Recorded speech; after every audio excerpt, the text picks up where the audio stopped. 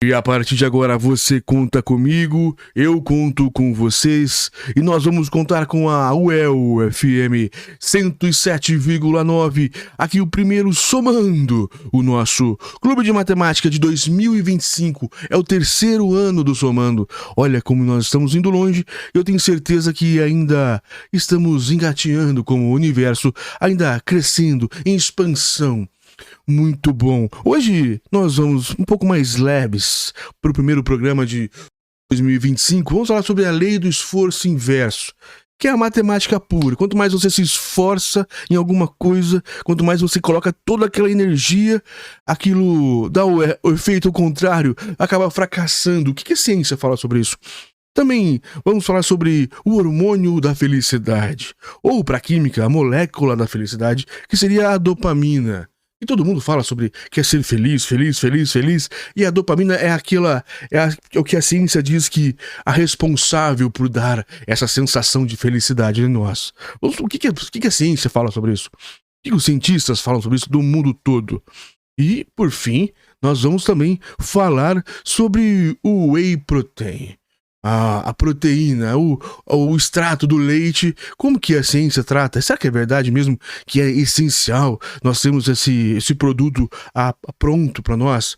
Já falamos sobre a creatina um tempo atrás, mas vamos falar sobre o whey protein, também uma matéria muito boa da BBC, as 3, se der tempo hoje. Vamos falar um pouquinho sobre as 3 lendo e gesticulando um pouquinho como é o Somando, nosso clube de matemática. E no próximo Somando, nós vamos falar sobre a matemática pura. Vamos falar sobre a adição, como que a adição cresceu, como que ela se formou lá no tempo da Mesopotâmia, lá para trás, como que ela surgiu, as somas, por que surgiu a soma matemática, e vamos falar do 1, 2, 3, enfim, vai ser um programa diferente sobre matemática, mas hoje um pouco mais voltado para a ciência. Como nós estamos dizendo, a lei do esforço inverso, porque todo começo de ano as pessoas colocam esforço em algumas coisas.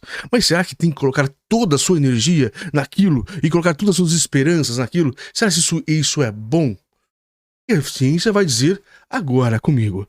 Mas antes, convido você a curtir os canais da UEL FM, a nossa querida UEL FM. Quem não pode ouvir aqui aos sábados conosco, no 107,9, tem a opção do aplicativo, em todos os celulares, os smartphones, você consegue baixar a UEL FM. E também no site, uelfm.br, você encontra também todo o acervo do Somando, também todos os programas da UEL FM, bem como o Facebook ou o Instagram, que é @UELFM. Você entra, curte e vai estar pronto para ter o maior acervo de educação sobre todos os temas, desde música, matemática que é conosco, português tem muito, literatura tem demais, filosofia, enfim, é uma programação excepcional. Agora sim, aos prantos, vamos começar o Somando, chorando porque é muito bonito. A matemática é a lei que Deus fez para conversar conosco, para nós entendermos o universo. São as dicas que ele fez. É a linguagem de Deus, como dizem os maiores matemáticos. Um abraço ao Lopes, meu querido, que sempre está conosco. Obrigado por mais um ano à frente aqui conosco. Vamos lá. Lei do esforço inverso. Por que às vezes fracassamos quando nos esforçamos demais? A Lila Aventura da BBC News Mundo, uma das melhores. Não é de agora a matéria, mas é sempre bom nós conversarmos sobre isso. Quando a imaginação e a força de vontade estão em conflito, são antagônicas. É sempre a imaginação que vence, sem exceção. Os devaneios, como dizia os cantores, né? Foi assim que o psicólogo, na verdade, francês Émile Coué, explicou o que o intelectual e o escritor Aldous Huxley chamou de lei do esforço inverso. Se a bela frase de Couto te confundiu, pense na areia movediça. É uma superfície que parece sólida, mas quando você pisa nela, se separa em água e areia e faz o corpo afundar. Sair dela exige uma força enorme. Muitos de nós só vimos isso em filmes ou em quadrinhos, quando os personagens são engolidos enquanto tentam desesperadamente evitar a morte por afundamento e sufocamento na areia. É aí que reside o erro. É a razão pela qual as areias movediças são uma boa analogia. A maneira de evitar ser engolido pela areia movediça é não se esforçar tanto. Pare de lutar e vá deitando-se com calma para que o peso seja distribuído e a pressão diminua. Isso permitirá que você rasteje até um local de segurança. Isso é física, né? Legal. Uma forma didática de se falar, mas é física. Algo semelhante deve ser feito quando você não consegue adormecer. Olha que interessante, começou a ficar bom agora. Ou tem um ataque de riso em um momento inconveniente. Ou não consegue se lembrar de algo. Em vez de se esforçar e tentar fazer o que não consegue, relaxe e faça, ou pense em outra coisa.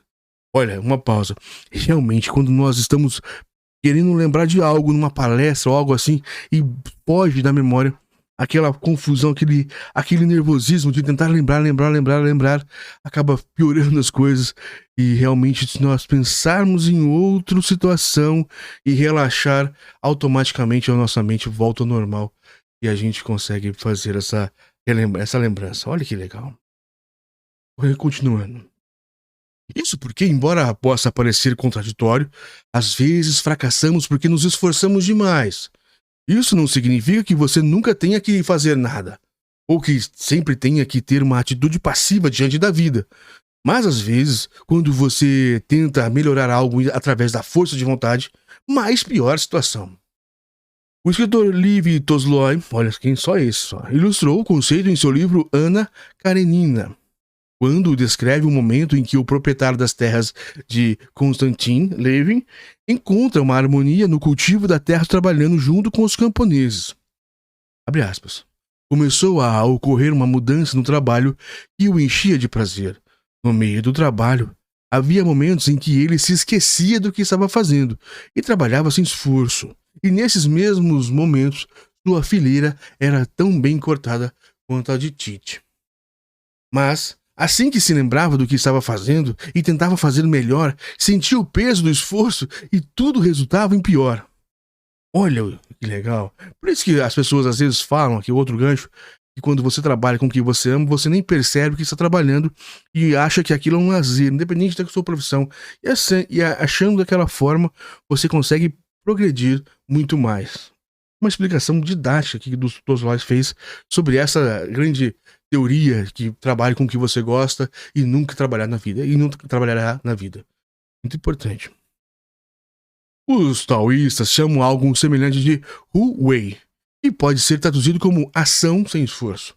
Em linhas gerais, a ideia é que quando paramos de lutar e aprendemos a esperar e observar, vemos com mais clareza que existem forças externas que nos superam e às vezes temos que seguir o fluxo e só agir no momento certo e com as medidas corretas para chegar ao destino desejado. Ao agir precipitadamente, cada passo é um erro potencial e a emoção e o ego podem acabar guiando as decisões mais do que a razão. Essa última parte, ela se encaixa muito bem nas pessoas, dos coaches que falam sobre relacionamentos. Que você deve deixar a outra pessoa gostar de você, ao invés de forçar ela a gostar de você. Muito bem. Fazer ou não fazer? Segundo Aldous Huxley, que deu o nome à lei, a expertise e os seus resultados só são alcançados por aqueles que aprenderam a arte paradoxal de fazer e não fazer. Numa palestra que proferiu na Califórnia, nos Estados Unidos, em 1955, intitulada Quem Somos? Ele observou que temos que combinar relaxamento com atividade. Huxley esclareceu que quem precisa relaxar é o eu pessoal consciente, e descreveu como uma espécie de pequena ilha no meio de uma enorme área de consciência. Esse é o eu que se esforça demais, aquele que pensa que sabe tudo. Porém, existe um eu mais profundo, com conhecimentos e habilidades que nos possibilitam ser na verdade. Huxley se referia, por exemplo, ao que costumava ser chamado de alma vegetativa. É algo que herdamos, algo que faz coisas como digestão e regulação automática dos batimentos cardíacos. Olha como ele era realmente inteligente. Ele também se referia a outro tipo de eu interno, que funciona de uma forma completamente diferente da instintiva. É o responsável pelo que Hershey chamou de atos de inteligência, ad hoc, atos nunca realizados antes em uma história biológica e que, no entanto, são feitos com extraordinária eficiência sem que o eu consciente tenha ideia de como faz. Como, por exemplo, ele cita um bebê imitando um gesto de um adulto que ele nunca havia tentado fazer antes. Pela primeira vez na história daquele bebê, algo que organiza toda uma massa de músculos conectados a um sistema nervoso elaborado para puxar esse músculo para cima, para baixo, um solto, outro tenso, para reproduzir a careta que a criança viu no rosto de um adulto. Olha como que é legal esse tema. É uma coisa muito misteriosa. Assim, existem outros eus que fazem parte de quem somos, além daquele eu que responde aos nossos nomes, que cuida da nossa vida e tem terrível hábito de imaginar absoluto em algum sentido. Portanto, quando insistimos em nos esforçar para fazer algo que não estamos conseguindo, o que acontece é que o eu superficial elipsa todos os outros poderes de nossos eus mais profundos e mais amplos. Olha que ele estava entrando dentro de uma psicologia, de uma filosofia do eu mesmo, o eu interior. Se relaxarmos, deixamos que brilhem. Temos sempre que aprender esta arte paradoxal de combinar o relaxamento do eu superficial com a atividade dos não-eus que carregamos conosco e que na realidade nos dão ao ser. Isso porque, em todas as capacidades psicofísicas, temos este fato curioso da lei do esforço invertido. Quanto mais tentamos, pior nos saímos. Para Hershey, o objetivo de todas as atividades da vida, desde as físicas mais simples até as intelectuais e espirituais mais elevadas, é não impedir que nossa própria luz surja, mas sem abdicar de nosso eu consciente. Nós não podemos simplesmente dormir e esperar que tudo aconteça, mas sim permitir que a sabedoria do eu profundo emerja e, ao mesmo tempo, deixar o eu consciente organizá-la de uma forma que seja útil para nós mesmos e para os outros. Tem alguma utilidade isso para você? É o tópico. A lei do esforço inverso é inestimável nos momentos em que você não para de se mover, você não para de se mover e não avança, pelo menos não na direção desejada. Isso pode levar a um ciclo vicioso em que você se sente mal por não ter feito o suficiente, se esforça ainda mais e se esforça a continuar. Mas alertam os psicólogos. Essa pressão só serve para aumentar o estresse e bloquear o caminho. Pesquisas sobre produtividade no trabalho, por exemplo, mostram que somos verdadeiramente produtivos apenas durante as primeiras 4 ou 5 horas de cada dia do trabalho. Depois, há uma queda considerável no desempenho, ao ponto de a diferença entre trabalhar 12 e 16 horas seja praticamente inexistente. O que se produz nada mais é do que cansaço mental e físico. Claro que isso é muito particular, mas é verdade. Mas não se confunda, a lei do esforço inverso não é um sinônimo de resignação, nem convida à passividade, à apatia ou à mediocridade. Pelo contrário, incentiva a reflexão e nos motiva a parar, avaliar as circunstâncias e assumir a melhor atitude possível. Ela ajuda a reduzir o estresse em qualquer um dos dias ou períodos da vida pessoal ou profissional em que parece não haver nada além de pressão. Olha como é legal esse texto. Ficar obcecado com tudo que precisa ser feito ou com as coisas ruins que podem acontecer não ajuda. Mas tomar distância psicológica e dar-se tempo para respirar significa uma forma de ajuda. Essa lei informal é uma ferramenta útil quando você está diante de uma página em branco e precisa preencher com pensamentos e não sabe como se expressar, seja você um escritor profissional ou não. E até nas relações interpessoais, ela tem o seu lugar. Às vezes, quando você tenta se aproximar de alguém, mas a pessoa se afasta. Isso aqui é pra mim. Mas talvez você obtenha mais resultados seguindo aquele ditado que diz que se você ama uma pessoa, deve deixá-la ir. Se ela voltar, sempre foi sua. Se não, nunca foi. Olha que legal. Muito, muito importante. Mas é muito importante mesmo. Agora, aqui no Somando, eu vou ler a segunda, que é sobre a dopamina, que é sobre o que a gente fala, o que devemos realmente ter sobre o domínio da dopamina. Vamos lá. Dopamina, porque busca desenfreada por estímulos pode tirar a satisfação da vida. Da Shin Suzuki, BBC News Brasil, em São Paulo.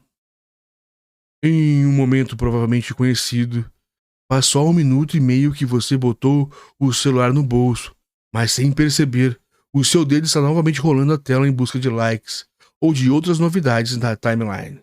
Mas não há nada interessante, afinal, só se passaram 90 segundos. Ou, em meio à monotonia da noite, um giro sem compromisso pelas ofertas na internet. Aparece um produto em promoção. No fundo, você sabe que ele vai ter quase nenhuma utilidade, mas a tentação de aproveitar os 15% de desconto é mais forte. E então, bom receber um e-mail de confirmação da compra. Para a psiquiatra norte-americana Anna Lembach, instantes assim vêm permeando a vida moderna de um modo excessivo e contribuindo para uma constante sensação de insatisfação, em que picos de empolgação ficam cada vez mais raros. Lembra? É a chefe da clínica especializada em vícios na Universidade de Stanford, nos Estados Unidos, e autora de Nação Dopamina. Porque o excesso de prazer está nos deixando infelizes e o que podemos fazer para mudar, da editora Vestígio, aqui no Brasil. Livro de 2022. O livro se debruça sobre o funcionamento da dopamina, um neurotransmissor do cérebro cuja descoberta é relativamente recente. Foi feito em 1957 pelo neurofarmacologista sueco Arvin Clarsson, pesquisa que lhe rendeu um prêmio Nobel no ano de 2000. Este mensageiro químico do cérebro é conhecido erroneamente como hormônio do prazer. Na realidade, suas características estão ligadas à motivação ou estímulo reforçador, como destaca a atuação no sistema de recompensa cerebral. A sensação de prazer tem outros componentes químicos envolvidos. A dopamina, no entanto, é uma molécula fundamental em um processo maturado durante milhões de anos da evolução. O corpo, instintivamente evita a dor, procura o oposto. Quando a dopamina é liberada e seus níveis sobem em resposta a algo que ingerimos ou fizemos, o corpo sente prazer, recompensa e euforia. E então, claro, nós sempre estamos buscando recriar essa sensação. Lembre que em entrevista à BBC News Brasil. Um experimento com ratos dá uma ideia de como algumas atividades e substâncias podem disparar o neurotransmissor acima dos níveis basais. Por exemplo, chocolate, mais 55%. Sexo, mais 100%. A nicotina, mais 150%. Drogas, mais 225%, dependendo. Anfetamina, mais 1000%. Bastante coisa. Mas o nosso organismo sempre tenta restabelecer um equilíbrio interno, chamado homeostase. Ou seja, se o nível de dopamina foi para as alturas, o corpo tenta compensar o outro lado da balança. É aquela descida após qualquer experiência prazerosa. Às vezes, essa descida ocorre de uma forma óbvia, como ressaca depois de uma bebedeira. Mas outras vezes é muito sutil, diz a psiquiatra. Essencialmente, é a dopamina em queda livre, que nos volta apenas a níveis basais, mas cai para baixo deles. Então, para cada prazer há um custo. Olha que legal essa frase. Eu vou ler de novo. Para cada prazer há um custo. E o custo é uma sensação temporária de abstinência de uma substância. Algo universalmente traduzido em ansiedade, irritabilidade, depressão e fissura pela droga de preferência. A tolerância. Com repetidas exposições a esses estímulos que tanto nos atraem, sejam substâncias ou comportamentos, começa um processo conhecido no mundo do vício, a tolerância. O cérebro passa a necessitar de doses maiores e mais frequentes para obter a mesma sensação das primeiras vezes. Lembre que trata na clínica de Stanford casos graves de abuso de substâncias ou de dependência em sexo ou apostas, por exemplo. Mas observa que atrativos sugeridos com a internet e a tecnologia digital massificaram e banalizaram a dinâmica dos disparos de dopamina e da compulsão. Ela acredita que todos nós podemos aprender com casos graves de dependência, versões extremas do que todos nós somos capazes. Explicado. A riqueza, a abundância e a tecnologia da nossa época façam que quase toda experiência humana tenha o potencial de vício, de uma droga. As mídias sociais são conexões humanas em uma forma de droga, o que torna algo viciante. Algo que dispara a dopamina no sistema de recompensa do cérebro de uma forma rápida, diz ela. E nós temos acesso fácil, quantidade ilimitada, grande potência de novidades ilimitadas também. A dopamina responde a todas essas condições. As próprias notícias são uma espécie de droga da novidade, certo? É a percepção de que o mundo tem a todo momento eventos transformadores. Mas, depois de um tempo, nós precisamos de mais e mais eventos chocantes para sentir algo. Nós passamos de horrorizados para entorpecidos. E é algo preocupante porque fala da natureza antissocial que circula o vício, em que os dependentes se tornam indiferente ao sofrimento dos outros. Nossa, que texto forte. A própria autora admite no livro que não é imune às compulsões. No caso dela, ocorreu uma fixação nada saudável com livros de erotismo soft. Será que é soft? Lembra que descreve que sua rotina começou a ser ocupada por romances genéricos de 50 tons de cinza, e em vez de socializar, cozinhar, dormir e dar atenção à família, ela afirma que até o intervalo entre uma consulta ou outra na clínica em que Stanford tinha em ser usado para saciar a sua vontade. Nossa. Lamb diz que não foi fácil fazer essas relações sobre si mesmo, essas revelações sobre si mesmo. Claro, se auto-identificar, assumir que tem um vício, é uma coisa muito difícil. Na verdade, foi um grande risco. Olha, eu como professor de Stanford e médica, a expectativa sobre nós é que nunca sejamos vulneráveis, não é? Mas eu conto tantas histórias reais dos meus pacientes e eles deram permissão para isso, ninguém identificado, claro. Então, se eles tiveram coragem o suficiente, eu poderia ter também. Olha que legal essa afirmação dela. Abrace o desconforto. A psiquiatra da Universidade de Stanford acredita que a ideia de eliminar a dor a qualquer custo como um paradigma trouxe desvantagens para a sociedade. Lemke se refere tanto à fuga automática de desconfortos como o tédio e a monotonia quando o uso indiscriminado de medicamentos para combater a dor de algo, por exemplo, que teve grande papel nas crises de opioides e vitimou centenas de milhares de norte-americanos nas últimas décadas.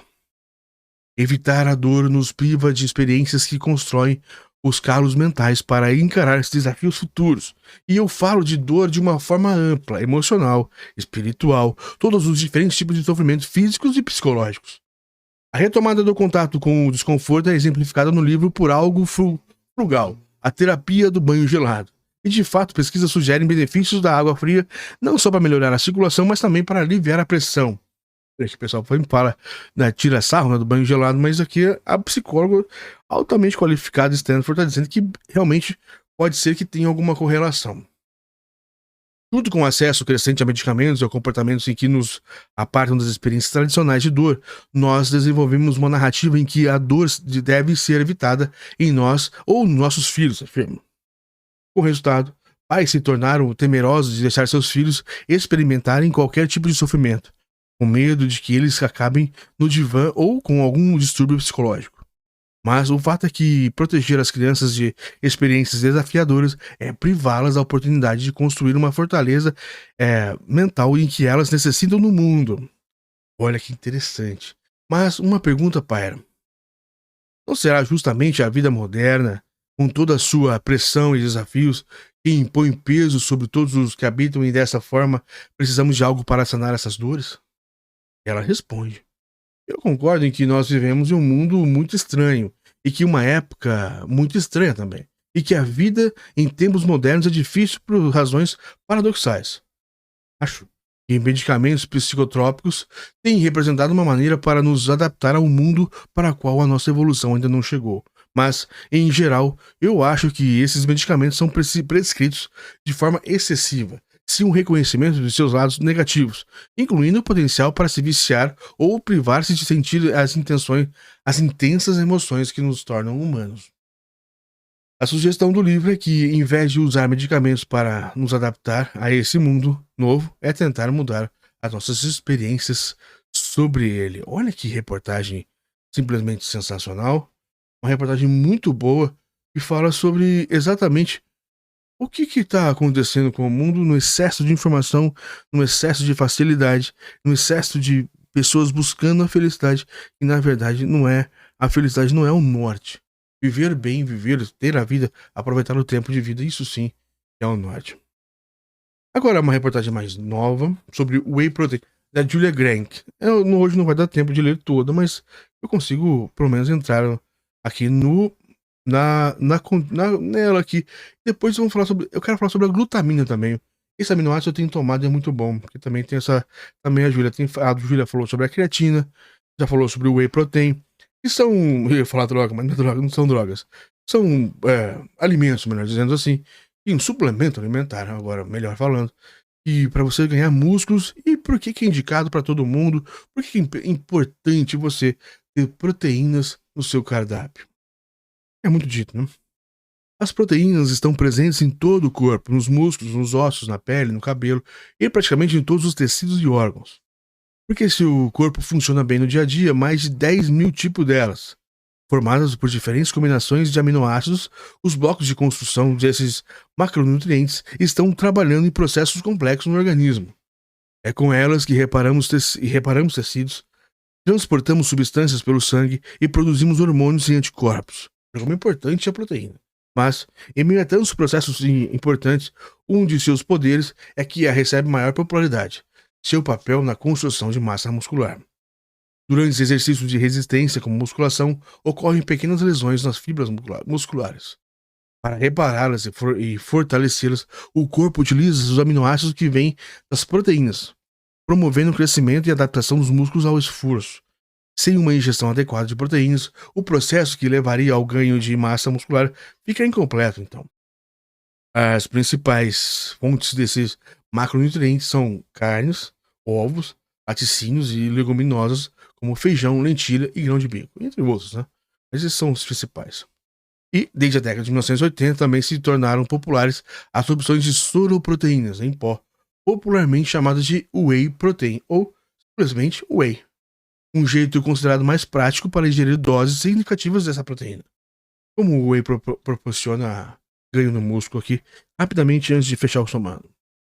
Se o objetivo é aumentar a quantidade de músculos, uma pessoa precisa consumir entre 1,4 a 2 gramas de proteína por quilo do seu peso, de acordo com a recomendação da Sociedade Internacional de Nutrição e Esporte. Isso, claro, aliado à prática de atividades físicas focadas no ganho de massa muscular, como a musculação. Uma pessoa que pesa cerca de 70 quilos, como por exemplo, a recomendação seria ingerir cerca de 119 gramas de proteína por dia, não o whey propriamente, mas de proteína, vindo da carne, do ovo e tudo mais, como eu estava aqui dizendo. Então, é muito importante o consumo do whey. É gigantesco. Vai falar sobre whey concentrado, whey isolado, whey hidrolisado, opções veganas. É uma matéria muito completa e que consome demais, faz mal. São os tópicos aqui que nós vamos conversar no próximo. E também quero falar sobre o BCAA, sobre a creatina, glutamina e tudo mais. Até a tadalafila aqui tem uma matéria aqui sobre ela. Eventos da ciência que estão em todos os canais aí do YouTube e tudo mais. É importante a gente conversar olhando uma prática científica e não apenas tentando vender produtos para vocês. Este foi o primeiro Somando 2025. Espero que sejamos muito felizes em 2025. Forte abraço a todos. Eu peço a atenção de vocês nos sites da UEL. Na UEL FM, tanto no Instagram quanto também no Facebook. Entra lá, curte, faça sua pergunta que vamos responder aqui no Somando. Forte abraço a todos. Conto com vocês na próxima semana.